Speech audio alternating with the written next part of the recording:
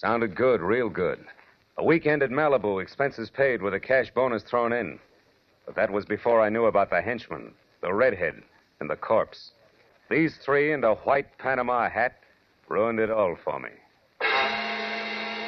From the pen of Raymond Chandler, outstanding author of crime fiction, comes his most famous character as CBS presents The Adventures of Philip Marlowe.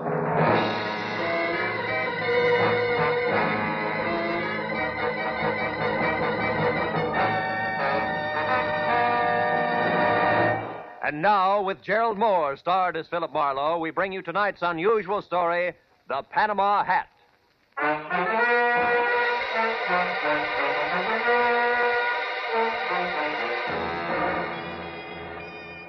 I was sitting in my office bombing the ashtray on my desk with paper clips, wondering what kind of a job a private detective gets when clients stop calling completely.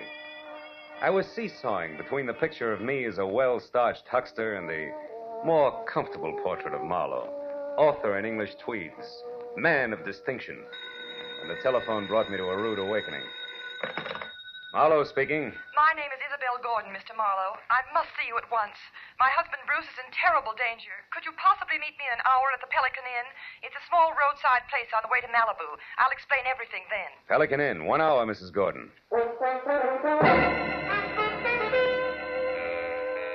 The Pelican Inn was strictly a liquor license with chairs, and a bored piano player in one corner grinding away. The place was empty, and I was about to order a drink when the front door opened and a woman entered. She was tall and thin and right out of Harper's Bazaar, from double ankle-strap shoes to close-cropped hair. One look at her fear-crowded eyes, and I knew it was Isabel Gordon. I got up and introduced myself. Then we went to a table, and she started to talk. For 2 weeks now, Mr. Marlowe, my husband Bruce has been receiving unsigned, threatening letters. I'm almost sick with worry.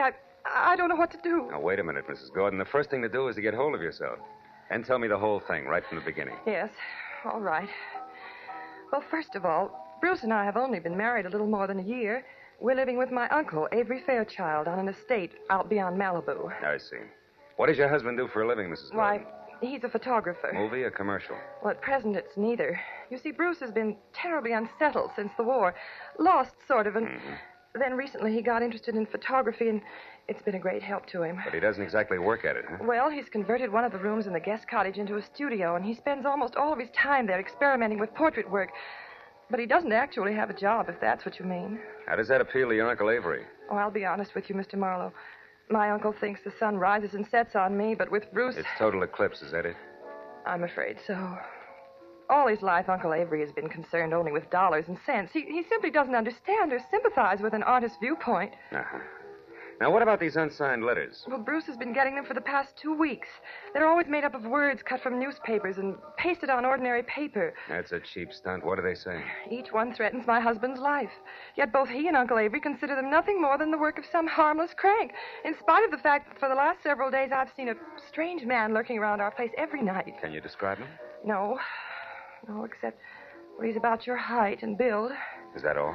Yes. No, Wait a minute. There is something else. Each time I saw him, Mr. Marlowe, he was wearing a white Panama. Well, that's not much to go on.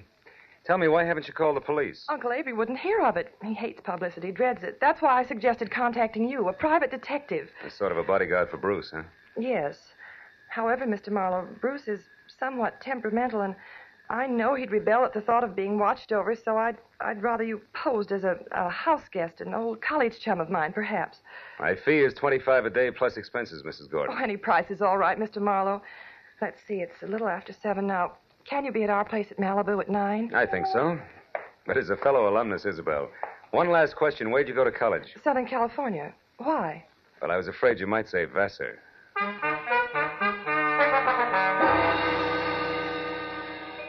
After Isabel left, I remembered that I was already on my expense account. So I had a tasteless, cold, hot blue plate special and a burned cup of coffee. Then I stepped out of the Pelican Inn and headed across the paved parking lot to my car. It was already dark, and I was admiring the full moon and the beautiful wash it made over the ocean when it happened. Hey, mister! What the... You all right, mister? Yeah, I think so. Thanks to your sounding off? That nut was aiming right for you. Yeah, looks that way. Did you happen to get his number? No, What no, about his I face? didn't. Can you describe him? No, matter of fact, I only noticed one thing. What was that? The hat he was wearing. It was a white Panama.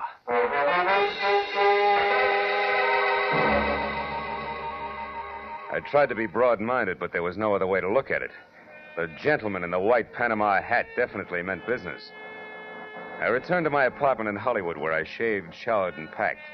And then I headed for Malibu. At 8:45, I was inside the grounds of the Fairchild estate. Another mile, and I was at the front door. When I entered, Isabel greeted me like I was a keg of brandy around a St. Bernard's neck. Then we waded through an inch-thick carpet to the library where Uncle Avery, fat, bald, and looking like he'd just bitten into an underripe persimmon, was waiting. I wasn't asked to sit down, and I wasn't offered a cigar. Avery Fairchild was not one to waste time. I'm a very rich man, Mr. Marlowe. As such, I'm the target for all kinds of fortune hunters, confidence men, and cranks. In my lifetime, I've been threatened and pestered by a score of crackpots, each one slightly more psychopathic than the last. It's never bothered me, and it never will. However, in this case, the approach is a bit different. Meaning you think somebody's trying to get at you through your nephew, huh? Never refer to him as my nephew. My niece's husband, if you please. And don't forget it. Uncle Avery. Isabel, my feelings about your husband are no secret. You're being unfair, Uncle Avery. Just because Bruce is an artist and he... Artist, is he? Why, Isabel, that man's no more an artist than I am a horse jockey. Good evening, everybody. Hello, Bruce. Hello, darling. You were saying something, Uncle Avery? Bruce, I want you to meet Philip Marlowe. We were great friends at school, and when I heard he was in town for a while, I insisted that he spend a weekend with us. How do you do, Mr. Gordon? It's a pleasure to have you with us, Mr. Marlowe. You're very welcome. I do the welcoming around here, Bruce. Mr. Marlowe's had a long trip, and I'm certain he'd like to turn in early. Bruce, darling, he's going to stay in the guest cottage, the room next to your studio. Will you show him there, please? Oh, I'll be glad to. By the way, Isabella, I'm going to work late, so I'll say good night to you now. Good night, dearest. Good night, sweet. Please be careful. Yes, Bruce, by all means, be careful. Remember, the true artist belongs to posterity. Or something.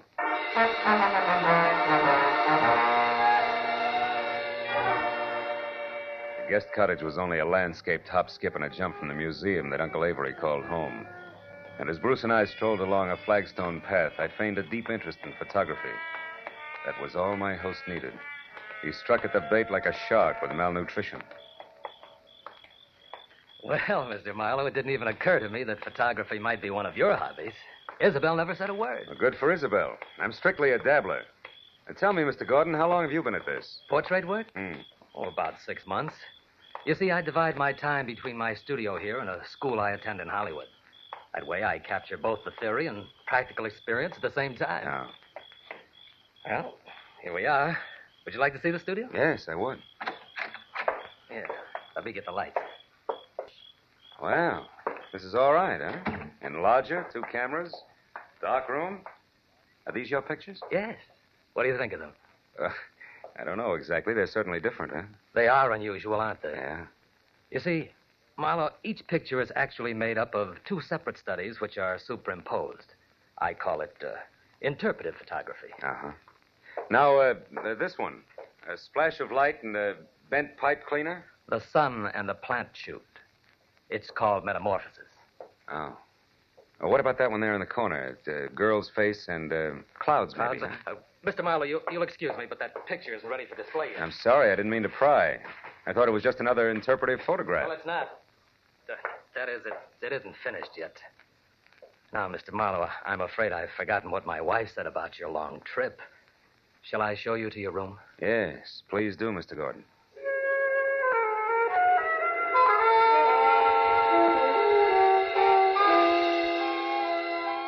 My room on the other side of the guest cottage was wider than Hollywood Boulevard.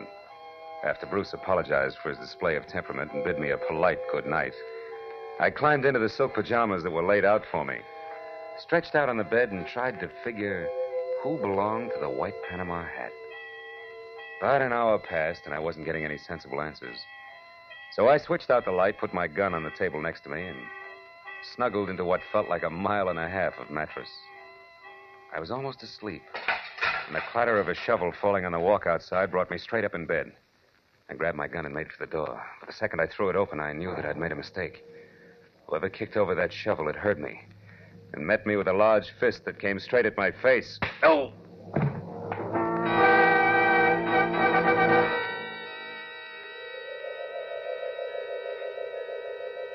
As I came back into the world, I was embarrassed to find myself alone and flat on my back. When I started to get up, I felt like the L.A. Dons, water boy and all, had run over my face. My gun was a few feet away, and when I went to pick it up, I stopped short. There was a souvenir from the man with the great big fist. A gold cigarette lighter. It was engraved to Skipper on his birthday. Putting it in my pocket, I picked up my gun and made for Bruce's studio. He wasn't there. I threw on some clothes and went back to the house and found Isabel in the living room. I was about to give her a biased account of the shortest fight on record when I noticed Uncle Avery quietly entering the house from a side door that led to the garden. What's the matter, Phil? Bruce isn't in the studio anymore. What? Now, Isabel, there's no reason for alarm. Why, Bruce often goes off into the night like this. Calls it a search for beauty or some such rot. And what was it you were after just now outside, Mr. Fairchild? I was looking for my niece, Marlowe.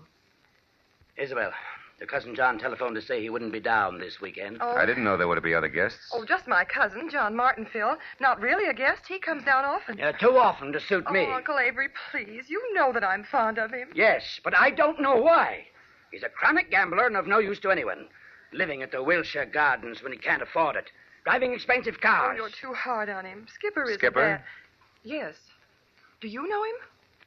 No. No, I don't. Well, you're not missing anything, believe me. Oh, I do believe you, Mr. Fairchild. I believe your every word. What? Good night, all. I left the house and headed straight for my car with the Wilshire Gardens in Hollywood in mind. It was just a chance that John Skipper Martin might own a white Panama hat. When I got to the prodigal cousin's bungalow, it was dark inside. So I pressed one hand close to my gun and the other against the doorbell. But there was no answer. A side window was open, and I started toward it when a nasty voice greeted me from the shadow of a palm tree. Good evening. Lovely night, isn't it? I hadn't noticed. I've been busy. I know. We've been waiting for you for a long time. We? Uh-huh. Me and my nice shiny revolver here. 38. Oh, I see. Well, you make a handsome couple, and I hope you're both very happy together now. What do you want? I don't want anything. I'm here to give you something. Advice. Look, brother, I've already told you I'm busy, so if this is a heist, let's get it over with, fast. You know, I think you're confused. I'm holding the gun, Mr. Martin. Martin? John Skipper Martin. Surprised that I know your name? Why, yes. Yes, I am. I don't recall having had the pleasure. You haven't. People never forget me, Mr. Martin. My tag is Brock. Does that mean anything? No, what do? Sing, dance, tell jokes? Yeah, that's it. The last one. I tell jokes. I can't wait. You won't have to, Mr. Martin. I'm going to tell you one right now. It goes like this. Once upon a time, a young punk borrowed $10,000 from a generous gambler on his promise to pay the money back within a week. But the young punk never came across. So the gambler told a nice fellow named Brock to call on the young punk and tell him that he had 48 hours in which to get the money together. And that if he didn't, he'd never see the 49th hour. What's the matter, Mr. Martin? Don't you like jokes?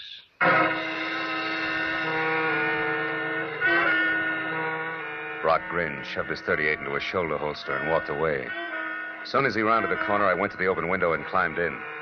I rummaged through 2 closets looking for a white Panama you-know-what. I was about to search a third when I heard something that brought me to a dead stop. It was a key in the front door lock. I closed my right hand over the gun in my pocket, moved flush against the side wall, and waited. But the moment the door swung open, the telephone rang. And the hulk of a man that entered went straight for it. He was wearing a gray fedora. Hello? Oh, hello, Isabel. What?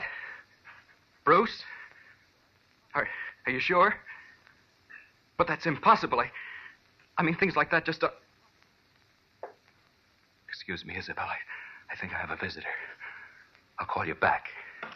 Reach, Mr. Martin. Who are you? My name is Brock. You owe a client of mine $10,000. He wants his money in 48 hours. I'll get it. I swear I will. I'll have it right here, on time, all of it. How are you going to do that, Mr. Martin? I've got a way. Someone's going to give it to me tonight. Why? Why? Because it's the healthy thing to do. That's why.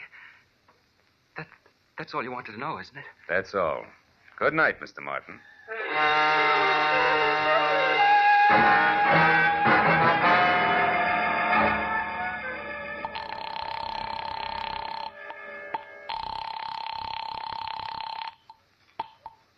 Hello?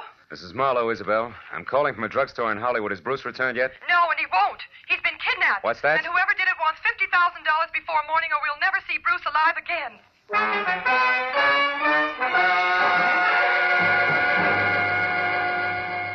As I walked to my car opposite the Wilshire Gardens, I felt like my brain had spent the night in a cement mixer. I was about to head back for Malibu when I suddenly saw Skipper Martin dash out of his bungalow and pile into a long, glossy convertible.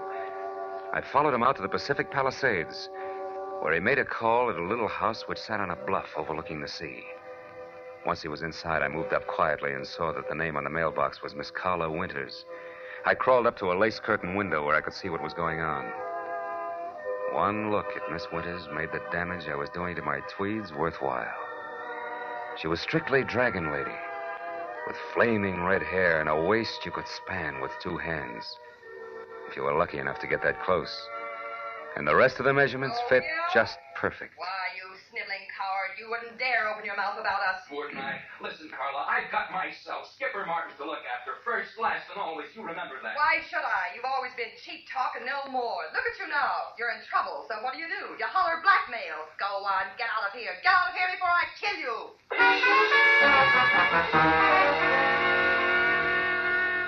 When Skipper slammed the front door, stomped to his car, and roared off, I couldn't figure any reason, legitimate reason, that is, for calling on Carla Winters.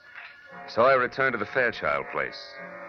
Isabel was somewhere between hysteria and collapse over the fact that she and Bruce had less than $2,000 in their own name. Uncle Avery, of course, was more than reluctant to pay the ransom demanded for the return of a man he'd rather not have returned. But his niece won out. All right, Isabel, I'll give you the money. But understand, I'm doing this for you, not for that no good... Yes, Uncle Avery, I understand. But can you get that much cash at this hour? The banks are... Who said anything about banks? You know I don't like them. Money will be in your hands in 30 minutes. In the meantime, tell Mr. Marlowe here what arrangements you've made with your husband's abductors. 1 minute, Mr. Fairchild. What about the police? The police have already been notified, Mr. Marlowe. They've agreed not to interfere until tomorrow morning. By that time, I suppose we'll have Bruce returned to us. To us, Uncle Avery? As a mere slip of the tongue, Isabel. I'm only paying for his return. You take over from there. I don't want him.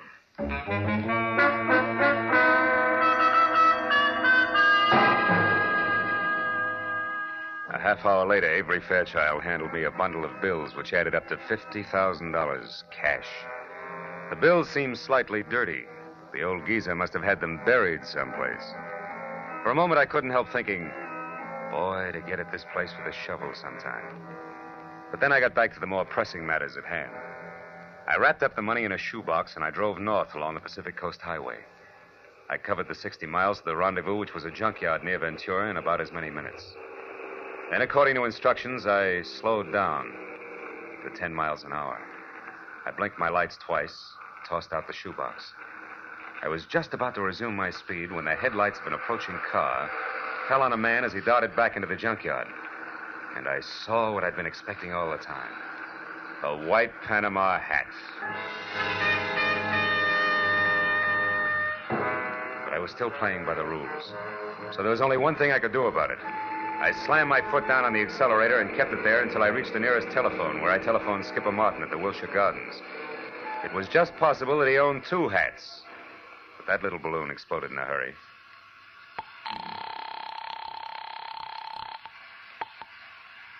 Hello? Mr. Martin? Yes. Who is this? This is Brock, remember me? Oh, yes, of course. I've been hoping you'd call. You mean you got the money right now? Well, no, not this minute, but I will have it in a couple of hours. You're sure, Mr. Martin? I'm positive, Brock.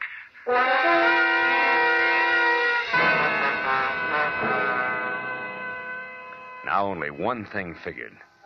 The man in the Panama hat worked for Skipper Martin. It had to be. An hour later, I pulled in at the Fairchild estate.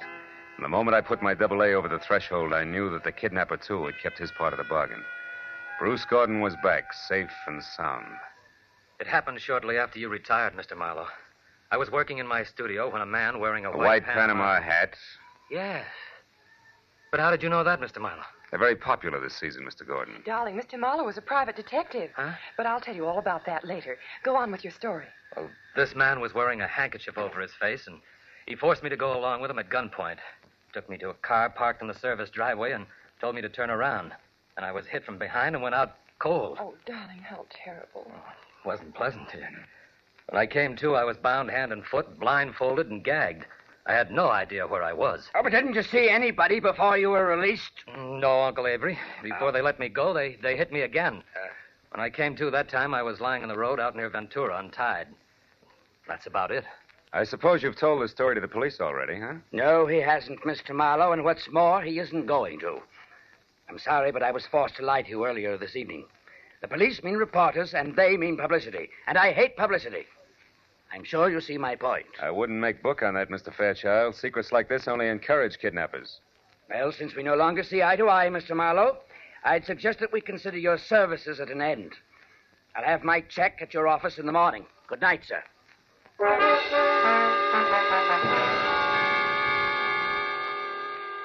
Avery Fairchild wasn't the kind of a man you argued with. I threw my coat over my arm, tipped my hat to Isabel, and stepped outside. I hadn't once mentioned Skipper Martin to the family. That might have been a mistake, but I still wanted to look around before I yelled copper.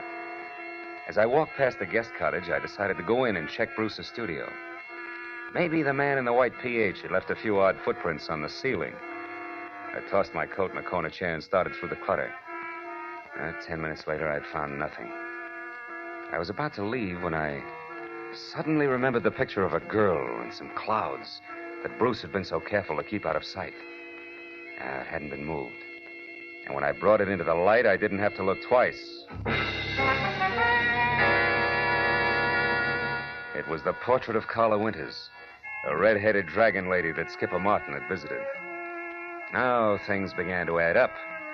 At the chauffeur's quarters, there was an outside telephone, and I put through a hurry call to Lieutenant Ibarra at Homicide in L.A. The best I could get was one Sergeant Neely. I'm sorry, Mr. Marlowe, but the lieutenant's out on a call right now. There's some kind of a row uptown. Well, do you know where he is? The address, I mean. Oh, yeah, sure. It's one of those bungalows at the Wilshire Gardens. The Wilshire Gardens? That's right. What's so special about that? Maybe nothing. I'll know in a minute. Thanks, Neely.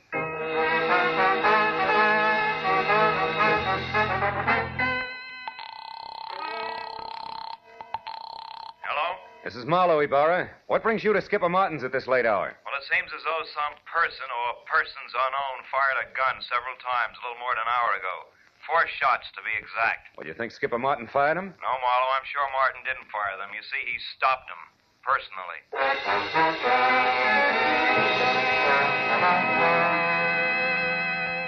Before I hung up, I gave Ibarra a quick rundown on the whole story. After making me feel like a schoolboy for keeping him in the dark so long, he told me to sit on the Fairchild's front steps until he got there. Well, that gave me a half hour to kill, most of which I spent walking around aimlessly, trying to get something close to 4 out of 2 and 2. But I couldn't. Finally, I heard Ibarra siren up to the front door. I was about to head for him when the chill in the morning air reminded me that my topcoat was still in Bruce's studio. I went back and got it.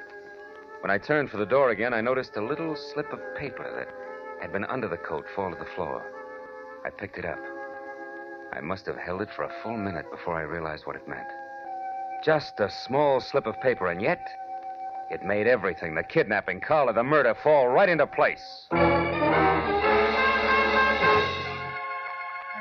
I entered the living room at the house, one glance at Isabel and Bruce told me that she'd already knew about Skipper's death. Only Uncle Avery, who was not one to shed crocodile tears, hadn't changed. Ibarra, of course, was unhappy. Marlowe, we can't run any kind of a police department when every private detective acts like he's the commissioner himself. Why didn't you call me when this business first began to smell? You know better. I'm sorry, Ibarra, and I hate to sound immodest, but I happen to be one of the 2 men in this room who can name Bruce Gordon's kidnapper and Skipper Martin's killer. You know what you're saying, Marlowe? I think so. The man in the white Panama hat who kidnapped Bruce Gordon, Lieutenant, is Bruce Gordon himself. In other words, Bruce Gordon kidnapped Bruce Gordon. No. What? You're out of your mind, Marlowe. Am I? Would you still say that, Gordon, if we paid a call to Carla Winters and asked her to hand over the $50,000 of so-called ransom money she's holding for you two? Or would you prefer... Stop, Gordon, stop. The window, Ibarra!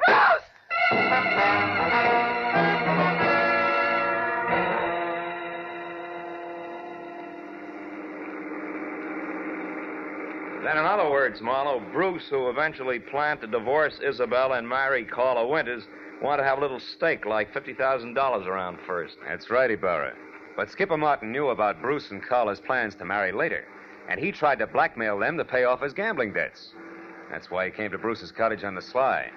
However, he got there just in time to see Bruce leave of his own free will, and therefore knew later that he couldn't have been kidnapped. Which gave him two holds over Bruce. That's right. But he made a mistake when he went to Carla's house and got too demanding, because she told Bruce about it, and before he released himself, he took care of Skipper, with 4 gunshots to be exact. Charming people, aren't they, Ibarra? Lovely. Sometimes I think I should shoot higher and save the state a lot of money. And he almost got away with it. By the way, Marlowe, how do you know? That Bruce was the man in the white Panama hat? I was pretty certain, but I got my proof accidentally. Promise not to repeat this, Ibarra? Yeah?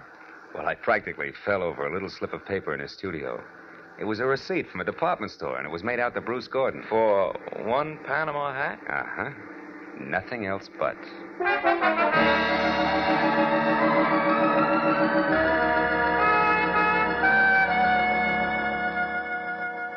When I finally got back to my place on Franklin Avenue, the sun was already up.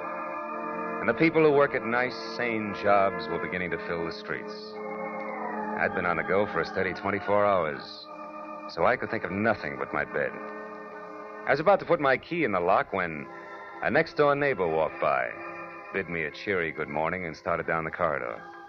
Now, that alone wouldn't have disturbed my sleep, but why did he have to be wearing a white Panama hat?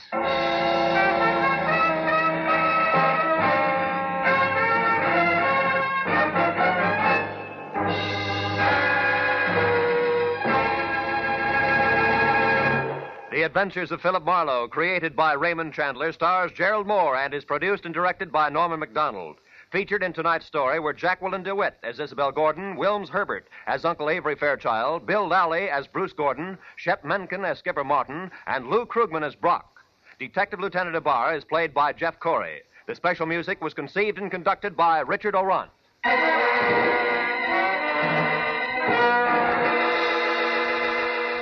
Be sure to be with us again next week at this same time when Philip Marlowe says... When her will was read, everybody figured she'd been crazy when she wrote it, and that included me. But I changed my mind after spending the night on an island with a pig, a cat, and an ape. Because in reality, they were people.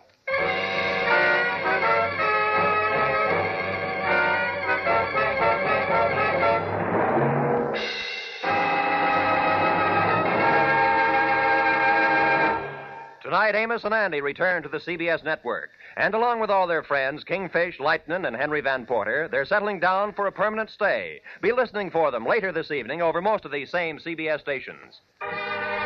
This is Roy Rowan speaking for CBS, the Columbia Broadcasting System.